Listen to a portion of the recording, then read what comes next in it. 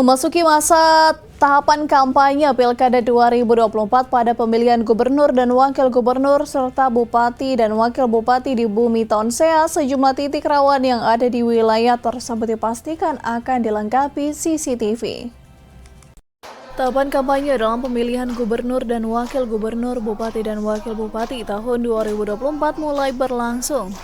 Pejabat sementara Bupati Minahasa Utara Reza Dolotong saat menghadiri rapat koordinasi tahapan kampanye yang dilaksanakan KPU Minahasa Utara di Hotel Sultan Raja Kamis 26 Agustus 2024 dipastikan berlangsung aman.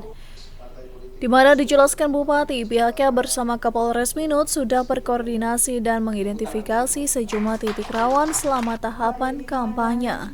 Reza juga memastikan akan dipasangkan CCTV di sejumlah titik yang rawan. Untuk itu saya sama Pak Kapolres sudah mengidentifikasi titik-titik rawan selama tahapan kampanye ini.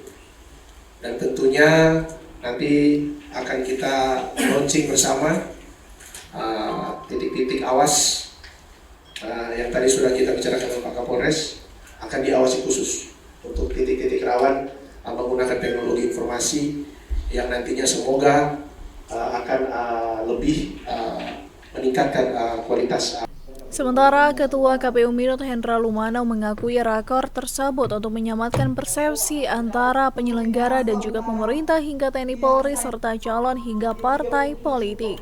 Gelarnya ini adalah tidak lain tidak bukan adalah bagaimana kita menyamakan persepsi. KPU mengundang pemerintah, TNI Polri, Bawaslu, partai politik pengusul beserta LO untuk bagaimana sama-sama kita membicarakan, mendiskusikan sehingga pemaknaan terhadap regulasi terhadap tahapan kampanye itu membumi, dipahami bersama. Prayenombo, Kawanua TV.